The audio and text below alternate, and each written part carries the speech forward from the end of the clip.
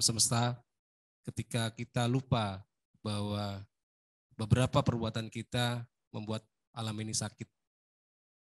Tantangan pencapaian ketahanan pangan tidak hanya dari pupuk kimia saja, Pak, yang telah menginfeksi tanah kita. Antara lain adalah degradasi lahan.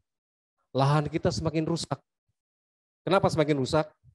Setiap tanam pasti membubuhkan pupuk kimia. Nah, dalam pupuk kimia, asumsinya kan pupuk, Pak. Padahal dia hanya mengambil nutrisi di dalam tanah. Yang terjadi apa? Kalau berkelanjutan sustain, tanah akan jadi rusak, pecah-pecah.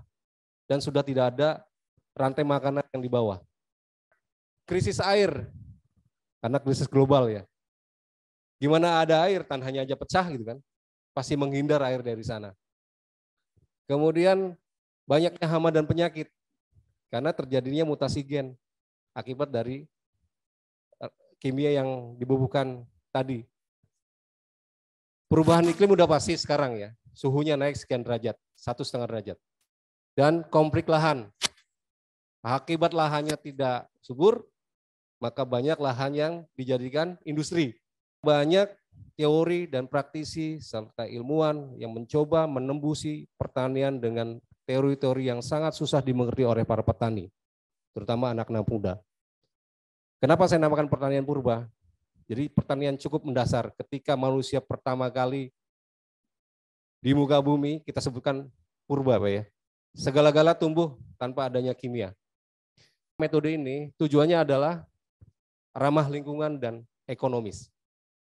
Jadi metode purba ini tidak menanam di lahan subur. Jadi lahan-lahan yang kritis, pasir, batu gitu kan. Lahan-lahan yang retak-retak seperti tadi. Jadi nanti petaninya dengan metode purba cukup bawa skop sama cangkul saja. Kita nggak ada mekanisasi. Metode pertanian purba saya mengedepankan dengan mikroba.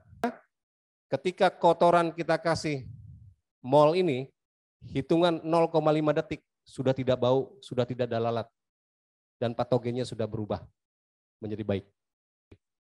Inilah salah satu kelebihan metode pertanian purba. Jadi bibit pun kita nggak usah beli, kan? Beli buah anggur yang paling manis dan paling enak, ambil bijinya, rendam bijinya di mikroba, di probiotik ini, lalu tanam. Cara nanamnya bagaimana? Jadi ini lahan, ini saya lahan bekas galian, Pak ya. Kemudian kita beri lubang 25 cm. Sampah organiknya dimasukkan ke lubang.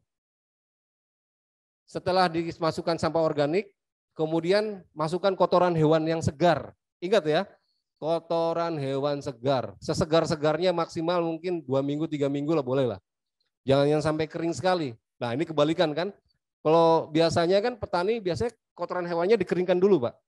Sehingga terjadi fermentasi langsung ditanam gitu. Kalau ini enggak, segar langsung ditanam. Kemudian kita kasihkan bakteri dan terjadilah seperti ini. Biasanya gini ya, kalau yang saya pernah lakukan, tanaman jagung usianya 75 hari.